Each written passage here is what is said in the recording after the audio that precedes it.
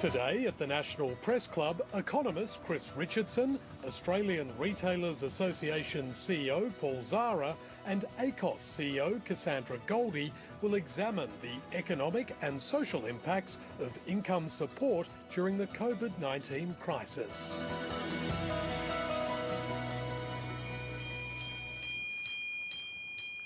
Good afternoon, ladies and gentlemen, and welcome to the National Press Club of Australia in today's Westpac address. My name is Zahra Lane. I'm the club's president. I'm also the presenter of the ABC radio program AM. Today, we're focusing on rebuilding from the COVID crisis, the economic and social case for household and business certainty. And our speakers are Cassandra Goldie, the Chief Executive of the Australian Council of Social Service, Chris Richardson, a partner from Deloitte Access Economics, and Paul Zahra, the Chief Executive of the Australian Retailers Association. If you're following this conversation online, you'll find us on Twitter. Our user handle is @PressClubAUST. This event is being held under COVID-19 distancing restrictions. Please join me in welcoming our first guest, Cassandra Goldie.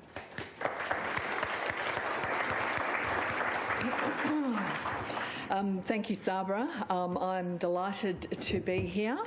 This is my first time back in Canberra for some time, and I would really like to acknowledge the traditional owners of the land that we are meeting on today, the Ngunnawal people, and to pay respects to elders past, present and emerging.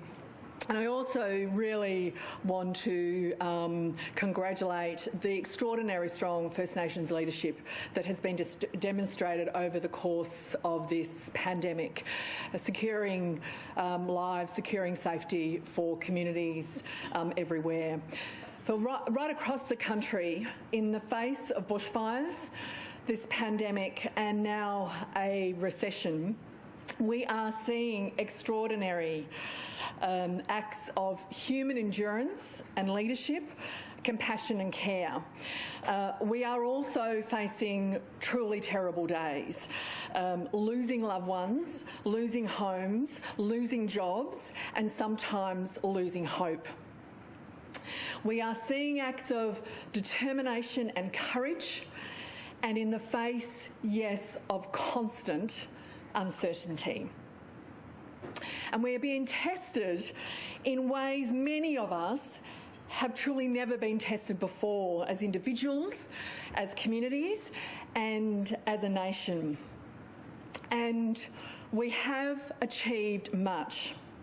Yes, we are now in the worst recession since the 1930s, but there is no question far more lives and jobs would have been lost if we had not come together to follow the best of the science, the best of the health advice, for the sake of each other, to keep each other safe. And we can only look across to the overseas context to understand what an achievement that has been. We also know that lives would have been much worse had the federal government, working with others, not acted swiftly and resolutely, doubling the rate of job seeker overnight, delivering the coronavirus supplement to now over 2.3 million people, and then introducing the JobKeeper wage subsidy as well. After 26 years, overnight, finally, a real increase to Newstart. The pre-COVID rate of Newstart, that lifeline unemployment payment in Australia, was $40 a day. It had become a brutal reality of deprivation. People routinely going without food, going without medicines, experiencing the terrible consequences of losing a home, distress and anxiety. The decision by the federal government to double the rate of Newstart, now called JobSeeker, came as a huge relief and received widespread support. Overnight, for the first time in decades, people hit by unemployment in Australia could finally cover the basics, the essentials of life. And I want every member of the Federal Parliament to know just how extraordinary that change has been for people affected. Thousands have been sharing with us what that $550 has meant to them to bring a smile. What a difference that increase has made to their lives. As Karen told us just recently, I can finally afford decent fresh food, meat, I can pay for petrol, I can get my car fixed, I can afford the medications I need, my son can go to school with decent school lunches, I am no longer skipping meals to ensure that my son eats. But most of all, I can afford to live in a decent place I can call home. But she goes on, if the government takes this away, my family will suffer again. And others tell us they are terrified of what is just around the corner. For as of today, the increased job seeker is not permanent. Unless the federal government acts, in just 15 days' time, more than 2 million people, job seekers and parents, face a devastating cut, first of all, of $300 per fortnight to their already sparse incomes. And then, at the end of December, job seeker will go back to $40 a day unless the federal government acts, when we predict that unemployment will be 10%, and in many cases, in many locations, much higher. 1 million children will be affected by these cuts if the federal government does not act. And I want to remind everybody today, right now, around Australia, there are more than 1 million people who've been completely excluded from income support. Migrant workers, overseas students, people seeking asylum, part of workforces, part of communities, contributing to this country, left completely behind in a truly desperate situation.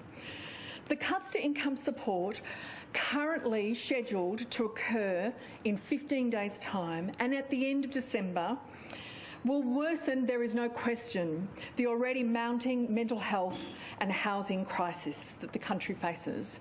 As Anglicare showed just last week, even with the doubling of job seeker, only 1% of rental properties are affordable for single people.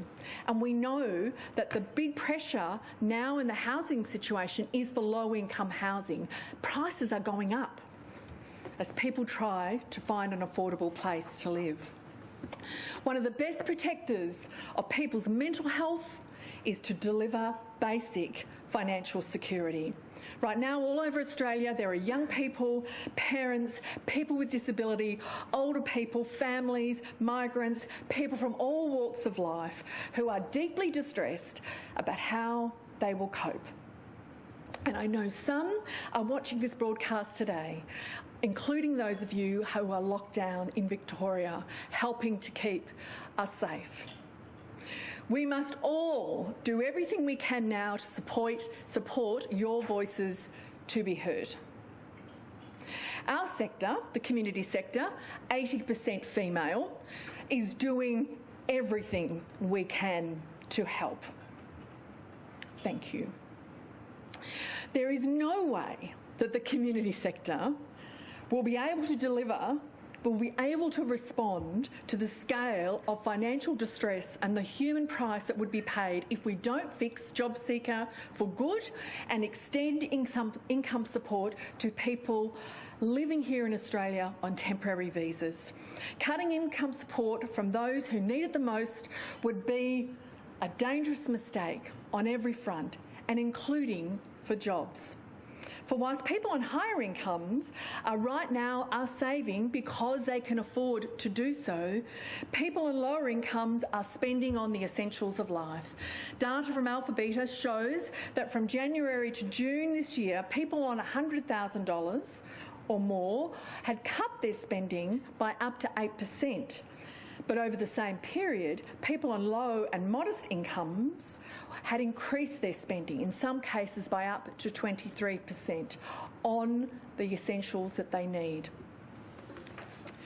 That's why ACOS firmly opposes the Stage 2 and Stage 3 personal income tax cuts, even more in the face of this recession. Costing about $12 billion, the Stage 2 tax cuts will offer to people on six-digit salaries who have jobs up to $50 per week. But if you're on a low and modest income, if you're lucky, you might get $5.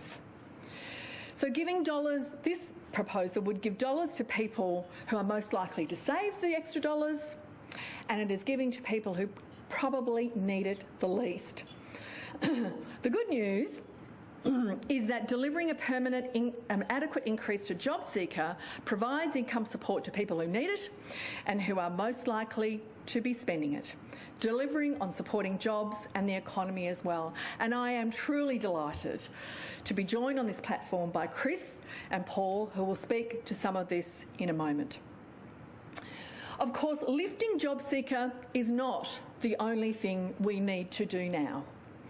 With just one job nationally for every 12 people on job seeker, and typically sometimes twice that in regional Australia, we must also be razor sharp in what we do now to create jobs, decent jobs, as quickly and as safely as we can.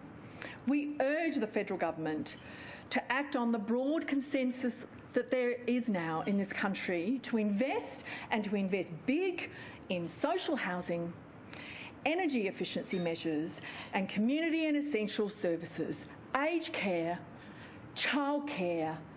Invest in care. Bundles of jobs, guaranteed, quickly delivered, around the country, huge public benefit, changing lives. You know, there are many things that are out of our control in this pandemic.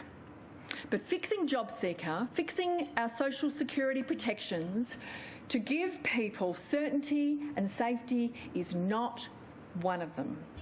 There are also many things that we won't all agree on, and tax cuts might be one of them. But lifting the rate of job seeker permanently and adequately and for good is something we can all agree on, from ACOS to the Retailers Association, from Deloitte to KPMG, from left-leaning think tanks to right-leaning ones. My COS colleagues, Emma Campbell, here in Canberra, to community workers all over the country, from the BCA to the ACTU. And there's a few Prime Ministers, ex-Prime Ministers in there as well. Most importantly, all the thousands of people affected by unemployment who are desperately seeking this security are fighting hard for it. For over 26 years, and now in this year of bushfires, pandemics, the pandemic and the recession, I want to acknowledge all those from grassroots organisations, courageous individuals who have spoken up and shared your stories of struggle and of hardship. With strength and determination, you have stood up against those who would try to silence you, and we thank you for it. We all agree we must raise the rate of job seeker for good and for all, and we need to do it now. Thank you.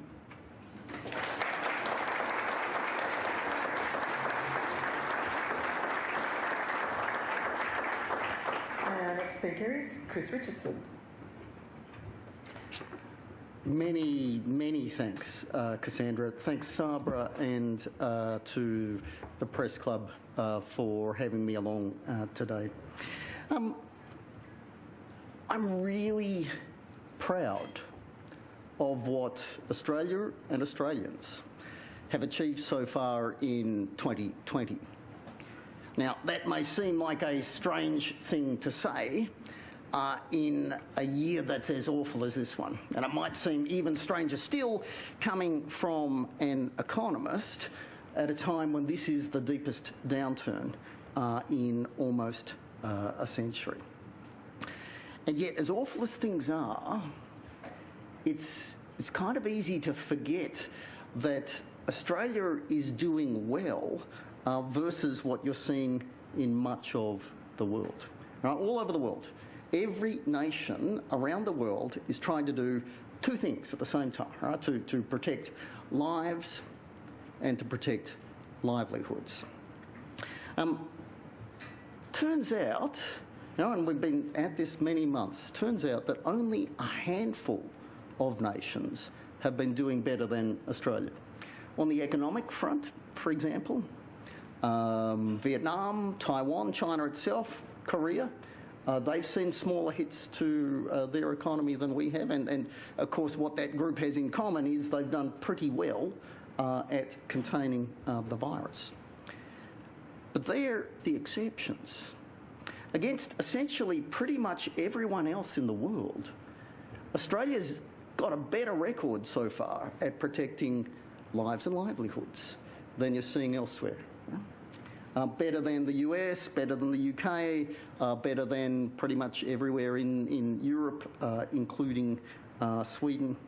In fact, there's enough evidence already in place to say that so far there's a pretty simple conclusion to be drawn. Right? Protecting lives, protecting livelihoods turns out to be the same thing. The nations that are having the most success at protecting lives are also the ones that are having the most success at protecting livelihoods. And that is not rocket science. Right? If people are scared, if families are scared, if businesses are scared, then they're not spending as much and the damage to economies is deeper. And Australia recognised that early and fought on both fronts early and has been doing very well. And I mean, and it's not to say it's been perfect, right? Ruby Princess in Sydney, security guards in Melbourne, aged care, absolutely, it has not been perfect. And yet, do not forget, because it's all too easy to forget, that by global standards, Australia has been an absolute success story. Of course, defending our lives and our livelihoods does not come cheap. And in any other circumstances, I'd be worried about all the spending that we're doing. But I'm absolutely not worried about what we're doing today. Every taxpayer dollar is precious, right? It is really important what we do and don't do with it. But you have never lived through a moment in which a dollar of taxpayer money is doing greater good out in the Australian economy right now, protecting lives, protecting livelihoods. And some people worry about the debt, and I absolutely understand it, and ordinarily I'd be worrying about it too. But that's the whole point, right? This is not an ordinary economy. And people have misunderstood what's happening right now. And I'm desperate to get this thought across, right? The higher debt is incredibly obvious and newsworthy. We're not really remembering that the true impact of this is a combination of the debt and how much it costs, the interest rates. And although debt's going up a lot, interest rates have gone down even more. And they're set to stay down, as the Reserve Bank has promised us, for at least 3 years, and I would say nailed to the floor for longer for that. And that means something really important. Treasury updated its budget numbers 6 weeks ago. Yeah. I'm a sad loser of a human being. I got to page 60, right? And the chart there. And that chart said something that's no surprise, but I suspect will surprise a bunch of people. The cost of interest, the amount of interest the federal government is paying right now is headed down. Down in absolute, down as a share of the economy. In fact, the lowest that we've seen in the better part of a decade. Why? Because interest rates have fallen so spectacularly. The defence of our lives and our livelihoods is a lot cheaper, right? This is a great investment. The investment point Cassandra was making, it's a great investment and it's a lot cheaper than you think, and even better, right? We entered this crisis with a beautiful asset sitting in our back pocket. Right? We had a decade or more of toxic arguments, many of them in this room, about how we repair our budget. But as a nation, we did rise to that challenge. We entered this crisis with a healthy budget and lower government debt than most other nations around the world.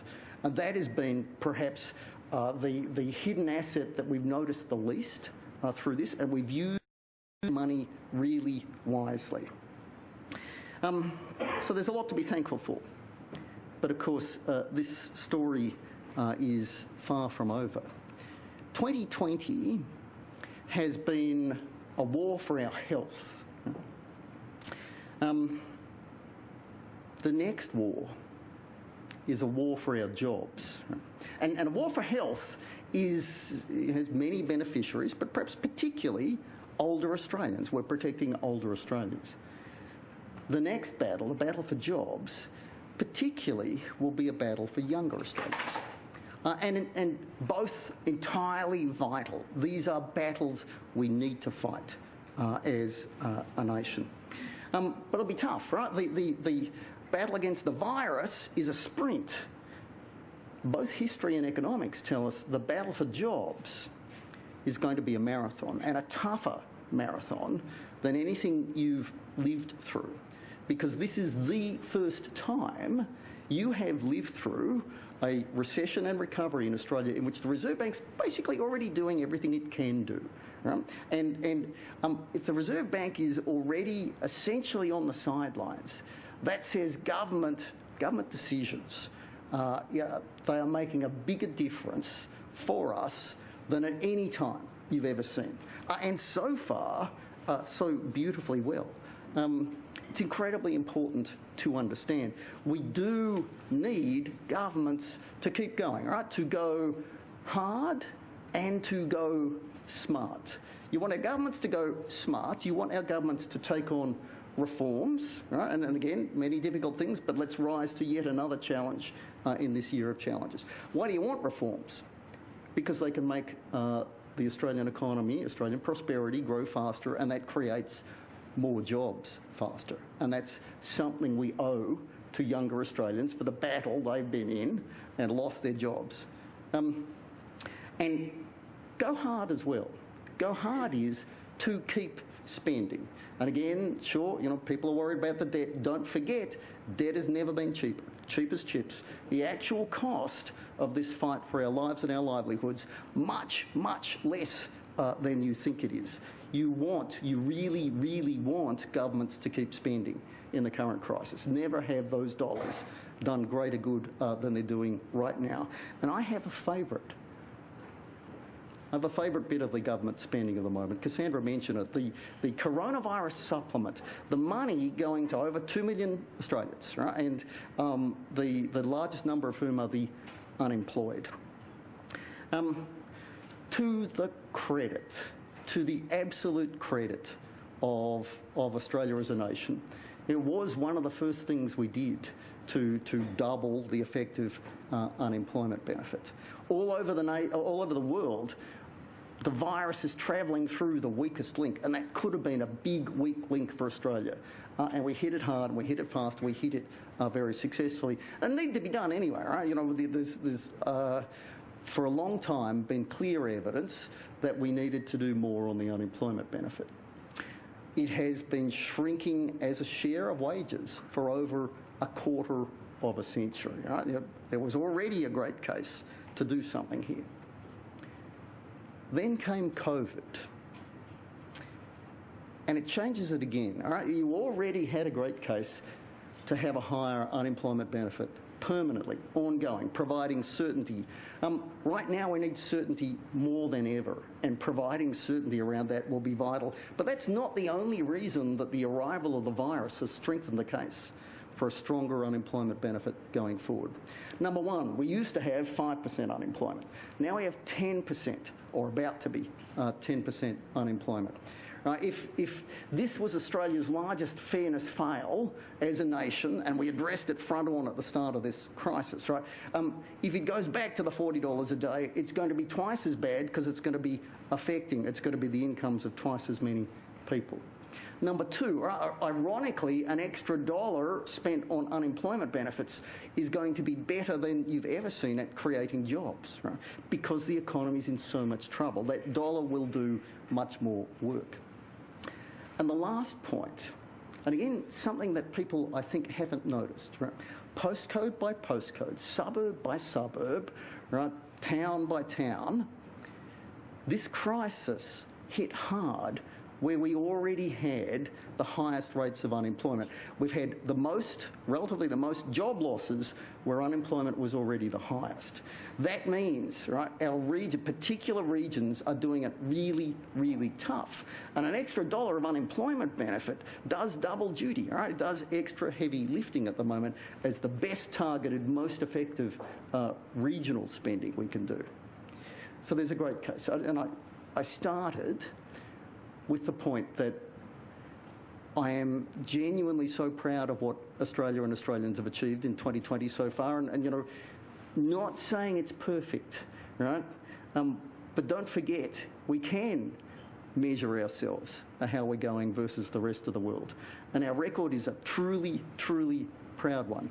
And if I had to pick that one thing, right, that one thing that made me even more proud to be an Australian in this year of great crisis, it would be that as a nation we chose this moment to make the unemployment benefit higher on an ongoing basis. And now to my friend and colleague and gentleman who represents those at the front line, Paul.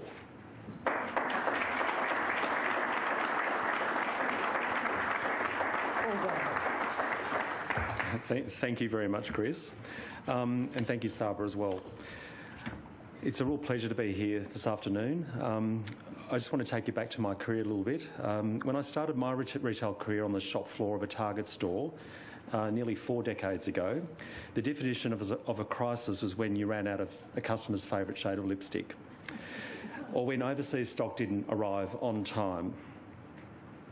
If you had told my 16-year-old self that in the year 2020 retail life as we knew it would grind to a complete halt for weeks stretching into months in some parts of Australia, it would have seemed like a scene from a science fiction horror movie.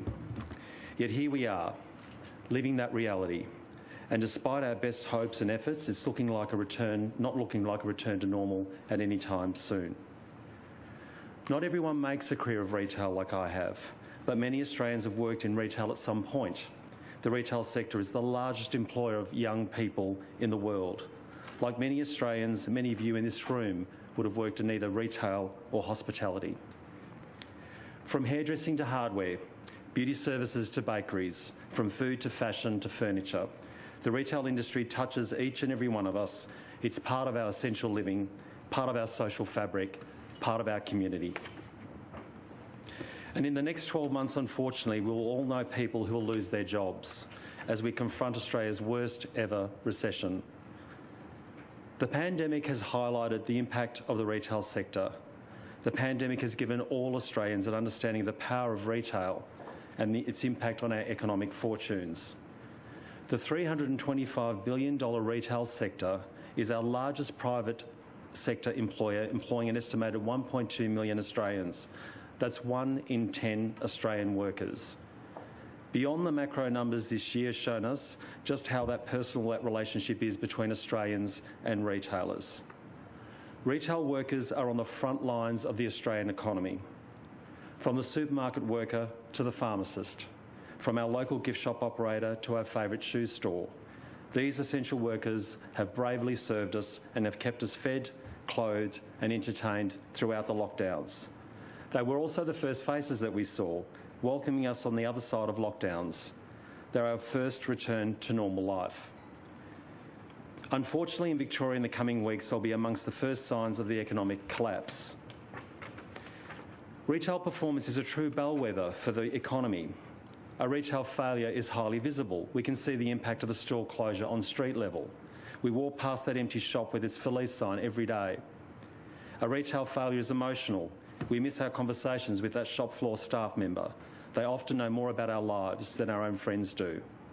We worry if they'll be okay, if their family will be okay. We question what it means for the broader community. If that business, which was such a staple in our world, can fail, what does that mean for other businesses? When retail fails, it doesn't just hit the national bottom line. It knocks our confidence, our consumer confidence, and ultimately our mental health. Everything is interlinked. Confidence and certainty are intrinsically linked to spending. Spending is intrinsically linked to jobs. These jobs and job losses affect young people, many who earn a living while studying to secure their future. They affect women who find the part-time and casual opportunities align with their family responsibilities. They affect older workers and those who are left out of their other opportunities. And they affect hundreds of thousands of other Australians in the retail supply chain. Every dollar given in social security is spent. Every dollar spent in retail gives someone a job, from sales staff to manufacturer to the truck driver delivering the goods. One person's spending is another person's income. We need this spending to continue. Household spending is the biggest part of our economy. It accounts for around 56% of all spending. COVID has put a spotlight on retail for governments. We can clearly see that you can't have an economic recovery without a retail recovery. Close to every dollar a minimum wage earner spends ends up in the retail economy. We saw glimpses of this when the GFC hit in 2008 to 2009, and Prime Minister Kevin Rudd's economic stimulus dollars went straight into the retail economy. Unfortunately, we are far from a retail recovery. Retailers have been surviving and not thriving. Whilst we have seen a reasonable retail performance in recent months since widespread lockdowns, this result has been underpinned by support measures, including superannuation withdrawals and JobKeeper and JobSeeker payments, which have been stimulating much of the retail spend around the country in recent months. Of course, in hard-hit locations like Victoria and CBD locations, due to not having tourists and people working from home, retailers are not tracking well at all. We are starting to see the emergence of a two-tiered or a two-speed economy, those recovering and those continuing to suffer. It's very concerning to imagine what will happen when the effect of these support measures wear off. Recent research projected that the scheduled end of the JobSeeker payment after December will take the equivalent of $8.5 billion per year from the retail sector. The equivalent of 130,000 Australian retail jobs are also immediately on the line if we return the rate of the JobSeeker payment to its old base rate. Over 2.2 million Australians on working age payments, including 1.6 million on JobSeeker and Youth Allowance, are currently receiving the coronavirus supplement, according to the Department of Social Services. Social Security recipients spend an estimated 58% of their payments on retail goods. Based on these spending habits, out-of-work Australians will spend $326.9 million per fortnight from their coronavirus supplement from September at supermarkets, convenience stores, pharmacies, essential merchandise stores and other local small businesses. Again, these numbers are powerful, but they don't paint the full picture. This is about to become even more personal given the unemployment rate is forecasted to increase significantly, possibly at levels never experienced in this country before. Every Australian will be indirectly or directly affected, with a brother, a sister, a mother, a father, a son, a daughter or a friend or a former colleague likely to be on JobSeeker. We need to spend our way out of this recession. They say never waste a crisis. So to put this new awareness of the impact of retail to good use and to have a sustainable recovery, we need to normalise some of the spending realities. We are pleased to see an extension of the JobKeeper program. What we can agree on today is we'd like to see permanent support for JobSeeker or a similar scheme. It doesn't make sense to return people who do not have work to the poverty line. We recognise the positive impact of these support measures on individuals and the economy. Beyond JobKeeper, we are keen to see the bringing forward of personal income tax cuts and improving childcare options and resourcing. We need to make it easier for both women and men to have the flexibility they need to care for children. If you told my 16-year-old self standing on the shop floor of a Target store that one day I'd be standing here in Canberra talking about the need to raise the level of the unemployment benefits to help Australians and to ultimately help retailers, I probably would have thought that's a very noble thing to do. But I would not have understood the true power and the impact of that deep connection between our economic health, retail health, and also the mental health of someone who's out of work.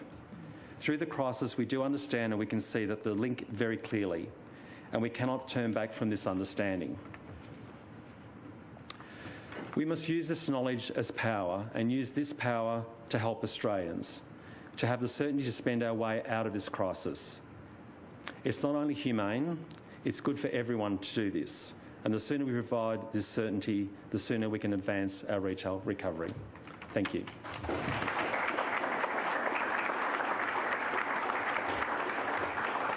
A couple of questions before we take questions from the floor.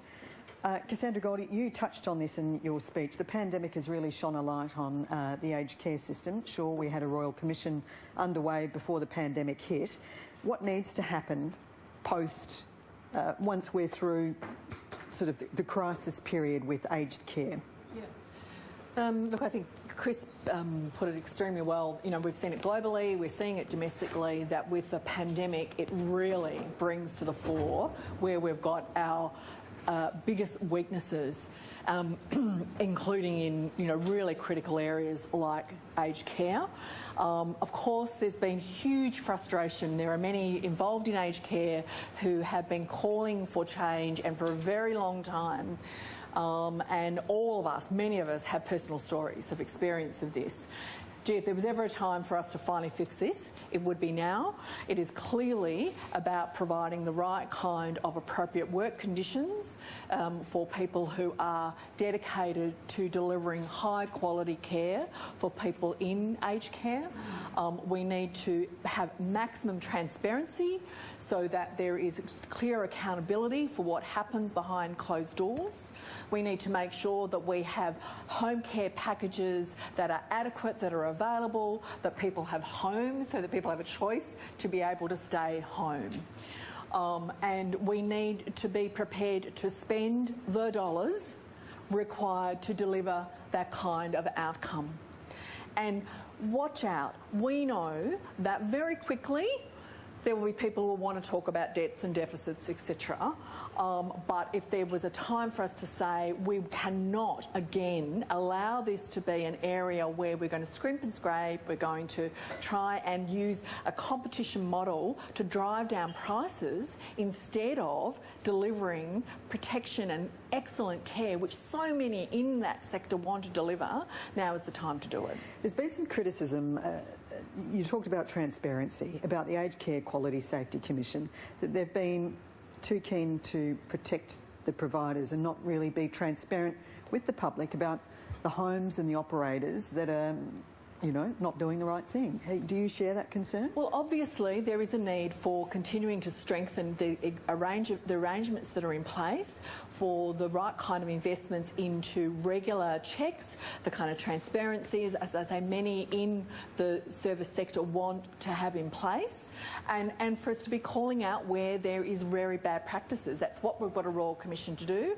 I'm hoping that when those recommendations come through from the Royal Commission, there is no question, can we afford to deliver on the outcomes of it, that we get behind that kind of approach, that we make sure that we're serious about this, and that we understand that we will all at a time experience vulnerability. And we all want to know that if it's you, if it's your family, that you are not the one that has to pursue trying to get a better outcome when we have the kind of high-risk environments. Of course, for many people, particularly when you're, in lockdown, obviously people are very worried about their ability to sort of be with family. So I think this is something that's touched many people. It is an opportunity for us to genuinely fix this, and I know that many of the leaders in this area are determined to do that. Chris Richardson, you're Prime Minister for a day. We know that your first decision will be to increase the job seeker payment permanently. Infrastructure is the big buzzword that's also happening up the hill. They're talking about infrastructure to boost jobs but also to fix some bottlenecks. What worries you? Are there good projects as opposed to bad projects? Look, there absolutely are, and not just in infrastructure. There are better ways to spend money and worse ways to spend it. First key thought, right? If you want to repair the budget in Australia, you have to repair the economy. So we're talking about things, unemployment benefit, maybe aged care, whatever. We're talking about things where we may want to take decisions that will cost money ongoing, but 99% of the things we've done so far have been temporary. We haven't broken the budget. The economy, though, is suffering. We need to get the economy back to a stronger... And so how do we get the economy back? We need spending, and government can do that directly. Infrastructure spending, that money is spent. Unemployment benefit, that money is likely to be spent. The Bureau of Stats has given us the data that if you're employed, you're twice as likely to be saving money as the unemployed with government benefits at the moment. You can do a range of things. Within infrastructure, I'm really keen that we don't just do anything. We do the stuff that's going to make sense, right? The weighing up the costs and the benefits. That may mean including more smaller stuff in regional Australia, not necessarily so many picture opportunities. Social housing, Chris? Social housing is an absolute standout. But to that key point, so as we think about the costs and benefits of this stuff, don't forget that a key cost of all the big ticket stuff is interest rates. And it's the same story I was talking about before. A bunch of infrastructure projects that didn't make sense a couple of years ago actually do make sense now. Right? There are some huge and fundamental shifts going on, and all in favour. Yes, better ones first, please, and spending in general, and better spending in general, but most of all, keep spending and repair the economy. Paul, Zahra, the business seemed to be pretty unified earlier this week in criticising Premier Daniel Andrews' roadmap for recovery. Has he listened to any of that criticism? Is he listening to your concerns? Are there any signs that he will modify the roadmap? There are no signs yet. Look, we were called into what was classed as a consultation session. They were more like information sessions, and unfortunately there was very little feedback that was taken on board at this point. Now, I've got a great relationship with the Victorian Government. We want to continue that relationship. However, we believe that we were asking for a progressive reopening of retail. What we got was a delayed reopening, and as a result, most of our members are small business, and we believe about 50% of those small businesses in Victoria will permanently close. This is a really tough decision, but it actually impact, when you're measuring success or around one factor, which is one health factor, health to me goes beyond just the COVID results. It goes into financial health and mental health, and it was should have been a much broader conversation, and it wasn't. Okay, we're going to go to questions from the floor. First up, Tom McElroy. Thanks, Zahra. Tom McElroy from the Australian Financial Review. Thank you for your speeches. Paul, Zahra, you said you can't have an economic recovery without a retail recovery. You've said that there's a delayed process in Victoria. Isn't it true that the delay is necessary because of the health risks, and the Victorian Government needs to manage that in order for the retail recovery to be lasting and substantive? And also, what other settings should governments be looking at to promote the retail recovery once this second wave in Victoria has been dealt with effectively? Thank you for your question. Look, the retail industry is a very large industry. It's a $325 billion industry. It goes from hairdressing to hardware. It's a very broad church. So I think what we got was a broad brush approach, which is not appropriate given the economic impact of that decision. And I would say that the retailers worked furiously and hard to provide COVID-safe spaces. I think the supermarkets, you would argue, have been exemplary in the way they've gone about that, in providing Perspex dividers and floor markings and hand sanitizer and all the things that they've done, and all the other retailers have followed suit in some shape or form. So what we would have loved to have seen was a progressive reopening, and not to treat potentially the Bunnings store that's the size of a hanger and the risk of infection is so low to a small retailer possibly that's actually in a CBD location. So the risk factors are different, and they needed to be appropriately acknowledged, I guess. Sarah Ison. A question for you, Chris, and maybe Cassandra, Paul, if you want to step in, of course. Migration, we're not going to have migrants coming in for quite some time. How big a concern is that? How big a hit is it going to have to us economically? And last year, a Curtin Bank West report found that the skills mismatch and underutilisation of migrants, that's migrants with certain qualifications and so on, that mismatch is costing the economy like $6 billion. If we fix that, we could add $6 billion to the economy. Do you think while the tap is turned off, we could put some more resources, focus, even funding into migrants who are actually here in Australia and maybe could add to the economy in a productive way? Yeah, and let me just go through the basic numbers first, right? The borders are closed. By the middle of 2021, we would estimate that population in Australia, population level, will be almost 300,000 less than it would otherwise have been, right? You know, so we're not getting the migrants, foreign students, tourists temporarily here, all those things. That's a lot of people, right? That of itself is over 1% of population. Migrants, on average, are young adults and more skilled than existing residents. That's how they qualify to get in here in the first place.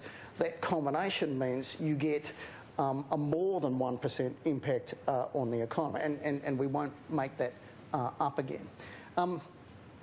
There are a number of things that are, you know, our migration program is huge, it's incredibly important, we can do it better.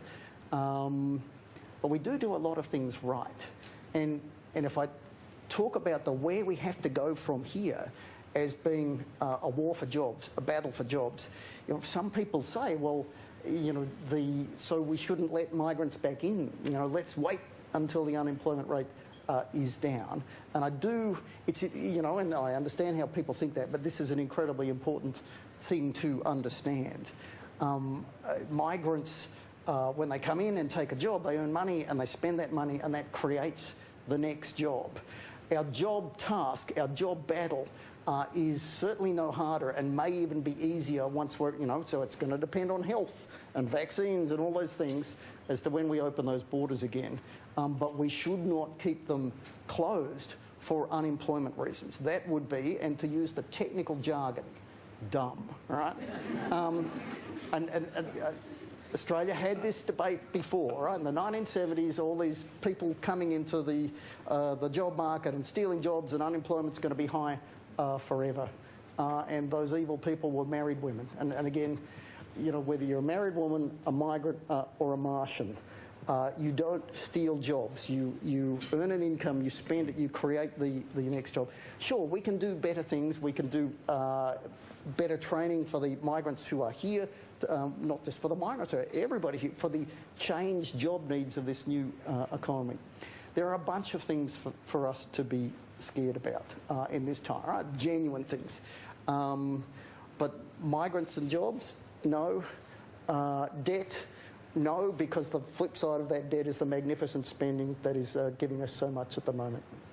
I would just add that I think, first of all, we need to immediately, appropriately provide the supports for people on temporary visas, migrant workers who are here now. And it's a disgrace that we've not done it, and it should be done. It is also, at this moment, an opportunity for us to look very hard at the ways in which we may have allowed work conditions to become exploitative, for the right kinds of protections to not be in place for people who are in work conditions in temporary, very vulnerable situations. If that's something we need to look at, we should do it now.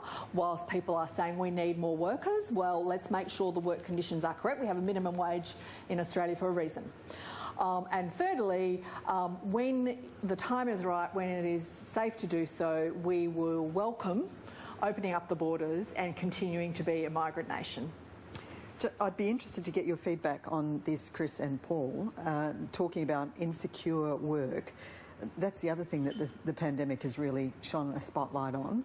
Will this prompt a rethink in this country about how we treat people in insecure work, given that many people weren't able to qualify for JobKeeper because they couldn't show that they'd worked with one person directly for 6 months, that a lot of their work is with different employers, not for long periods of time? I'm deep in this subject matter because I'm currently part of the Attorney General's Working Group on Industrial Relations, and I'm on the Casuals and Fixed Contract Working Group. The casual employment in the country, interestingly enough, when you look at it over the last 20 years, hasn't actually increased.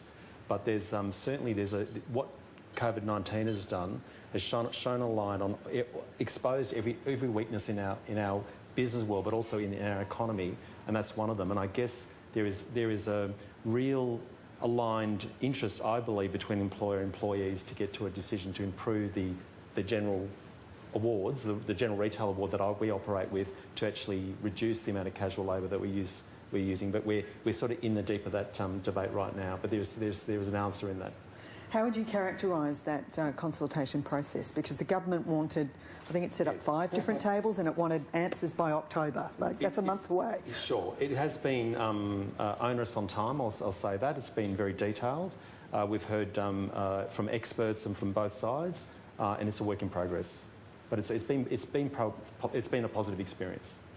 Can I just add this? So you know, this is one of the many things Australia's looking at. All right, can we do it better? And I put that under the heading of go smart. All right, you know, are there ways we can do better? That may be where we've discovered that there are weaknesses. You know, so flexibility is great and it's a genuine advantage, and it's often handy for both employer and employee.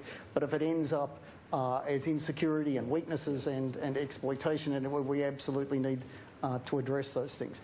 But there are a whole range of things being considered by those working groups. And my fear is that we go back to our usual tribal ways, and that the people emerge from those rooms agreeing on, you know, the tiny things that they can, everyone agrees on. We actually need to rise to this moment, to get out of our trenches and you know, and have genuine compromise, beginning inside those rooms and continuing outside. Well, you know, I don't love your idea, but I don't think it's so bad. So, you know, if we do that, how about we add this as well and come out? We need bigger ideas, right? Because we have bigger problems, and that's an important thing right now. Can I just add one other point, just on the migration part? I think the important part from a retail point of view is that we do rely heavily on population growth for retail sales growth, and we are you think about Australia, there's 25 million people here. There's not many people actually living in the country. Very geographically widespread. Very hard to do business as a retailer here because of the just the logistics of it all. So we do really highly rely on population growth, which includes migration, of course. Paul Carp.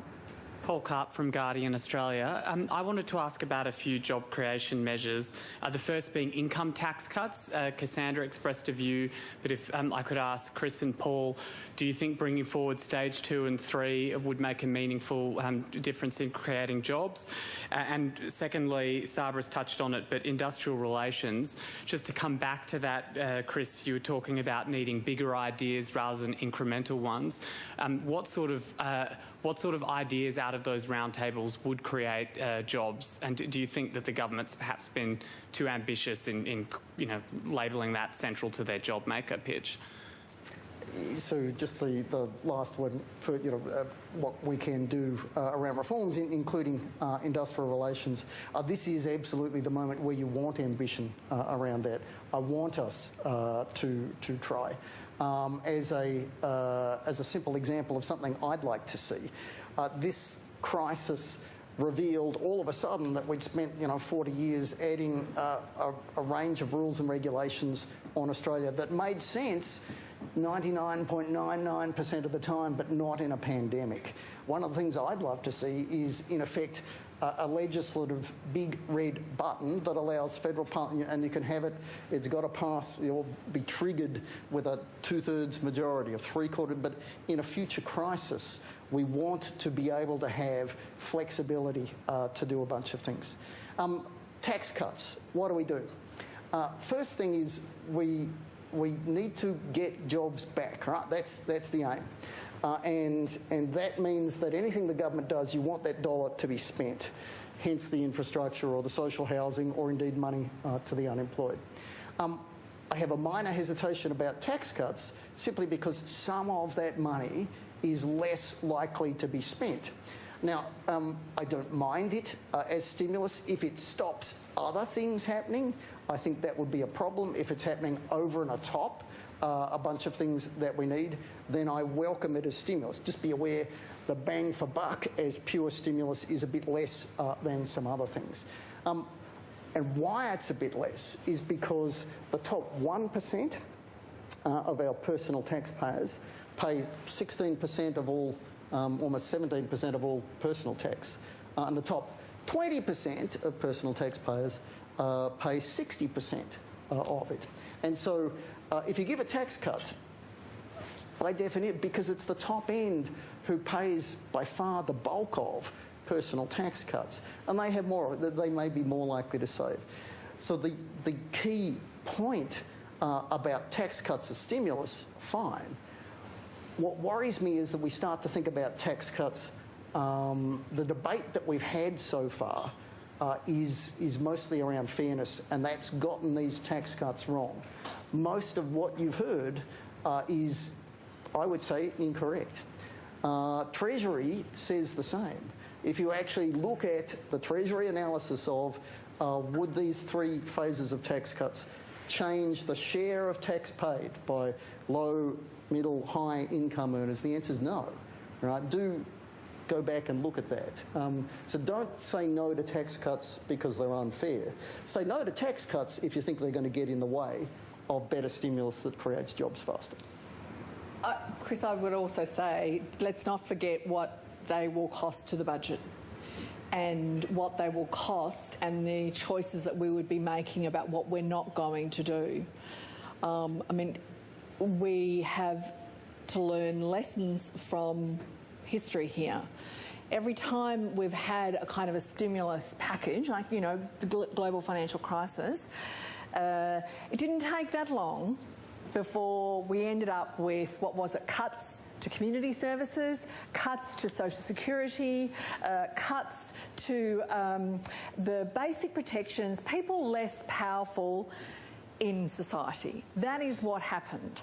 And so the GFC was caused by, you know, well, older, you know, men, white men, and the price for it was locked, and you know it, Chris, by younger people, lower income women and their children. And by the time we got pre-COVID, we had, for single-parent families, 40% of the children living in poverty because of the kinds of cuts and failure to make decisions that were made. Let us learn lessons from the past. If we've got this approach on tax cuts, even from, say, Deloitte, how about we put them away for now and we spend billions in aged care and billions in childcare and billions on social security, and we know that it will create jobs and we know that it will make lives better, and all of us can feel a little bit better about the decisions we made today when we look back in a decade's time. Yeah, just to add, I think I'm glad I'm not white, Cassie. That's all I can say right now.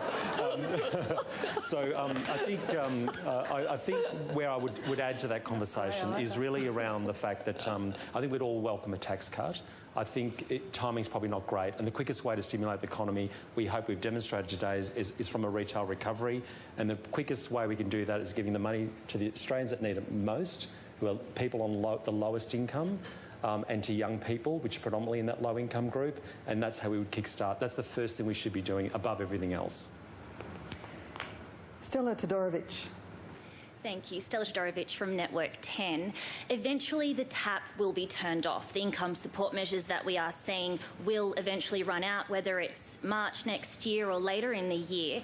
Cassandra, what's the deadline for you for the government to make a decision on whether it will be extended beyond March? And Chris and Paul, perhaps, what's the viable next step when we do eventually get to that point? So in terms of deadline, just to be very clear, for JobSeeker, which is the Lifeline unemployment payment, that is due to be cut by $300 per fortnight in 15 days' time, and then it will, unless something happens, it's the end of December. You know, going into, you know, the Prime Minister talks about Christmas, you know, that's when that's going to happen.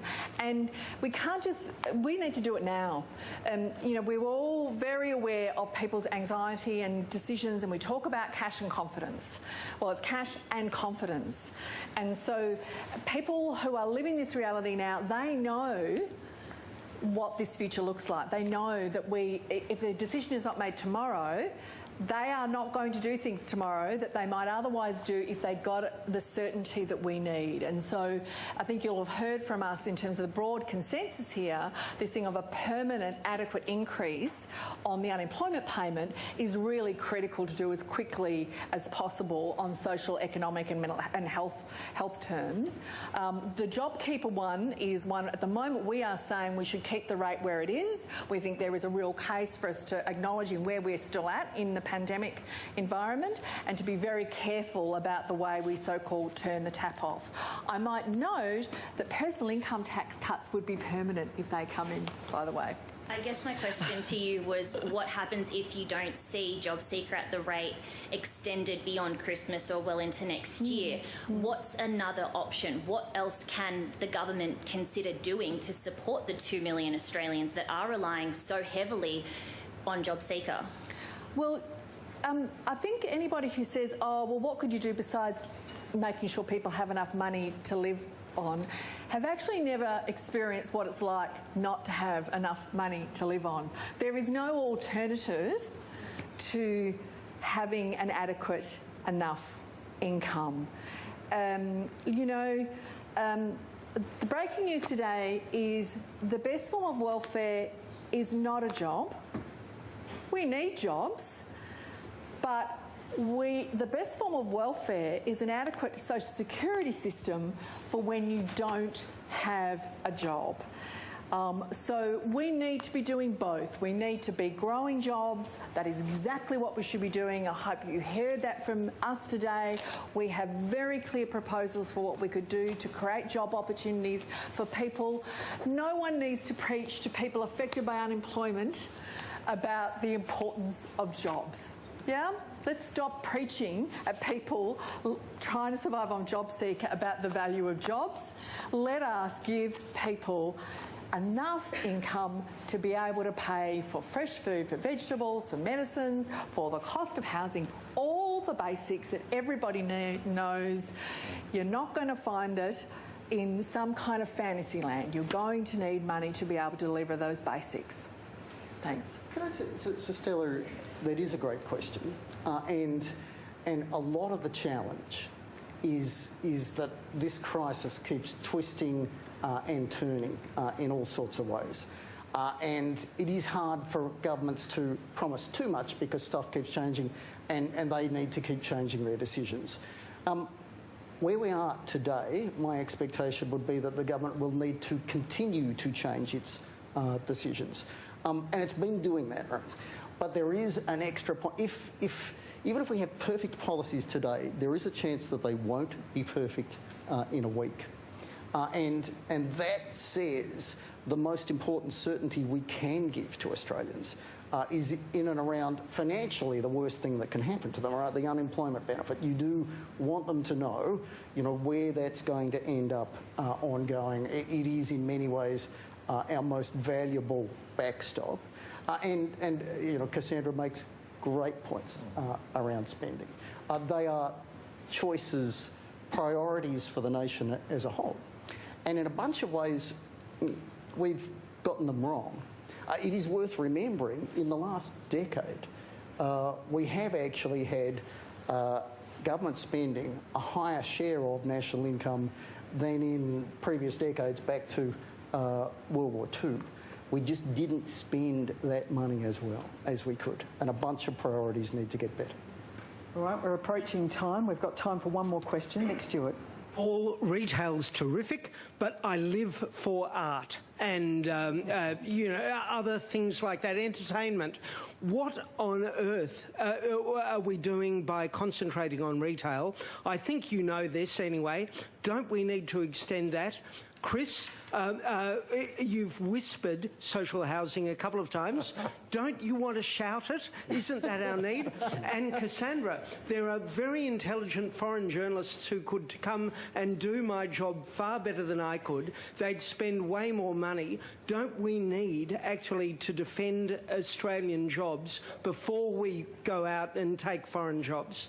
So I'm going to respond to that first. I guess retail actually has a symbiotic relationship with entertainment and art. It coexists. It's not separated. Just I'm here talking for the retail industry, but I could be here talking for arts and entertainment as well. Because if you think about any central business district, any art precinct, it relies on shopping. Shopping's an entertainment. So we coexist. We need each other. It can't be one without the other. Stuart, I've forgotten mine, but it doesn't matter because I was going to answer something else anyway. Social housing, you forget it. Oh, yes. Sorry, I do shout that. All right. And such an obvious thing. Very quickly, a broad point. Don't forget, right? Because there are all sorts of arguments, and it's important to have it. Can we do this better? All right. But don't forget, let's not be too hard on ourselves. I've been very proud of Australia and Australians and our politicians from both sides of politics. It's a hell of a year, but don't underestimate how well Australia and Australians are doing. I would just repeat what I said earlier. I think of course we need to make sure that the job opportunities are available here in Australia, that the job opportunities that are available are decent jobs, that the work conditions are appropriate. We have seen the consequences, terrible consequences of where we've got work conditions which are not safe for people in very insecure work arrangements, and that interaction between people on temporary visas who are not as empowered to be able to say no, who right now, in many cases, they are desperately relying on any kind of work they can get their hands on because they have no access to JobKeeper or JobSeeker. Huge safety issues for them, for their families, and for us as a community. And so we will always, I hope, continue to have a great interaction between the migrant workforce that comes to Australia, the ongoing debates we have about the skills we need as a nation, whether or not the competition for jobs can it be done on Zoom? Let's see where we go with that. Nobody knows really what the next phases of jobs are going to look like, but great that you're here and fabulous that we've still both got jobs. Let's face it, hey. Alrighty. Yeah. Now, provocative last question. You're each going to have about 30 seconds on this. You've talked about how this has been the health crisis protecting older people.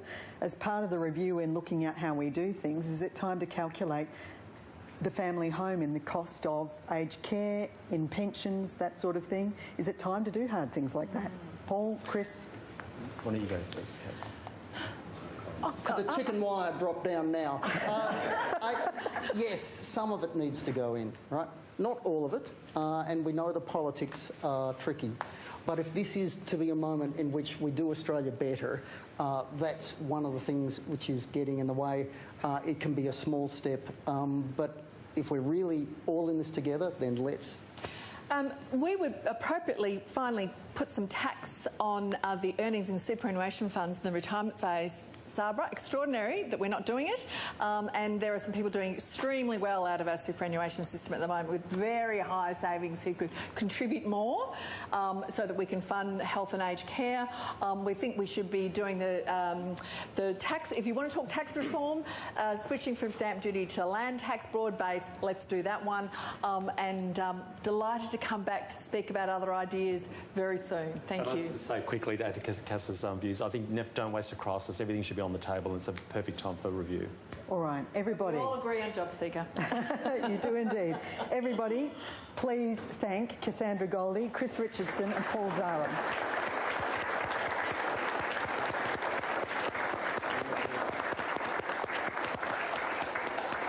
Thank you for being part of this discussion. As a way to show our thanks, the club has got the gift of membership for each of you to come back to the National Press Club any time. So thank you. Thanks. Thanks.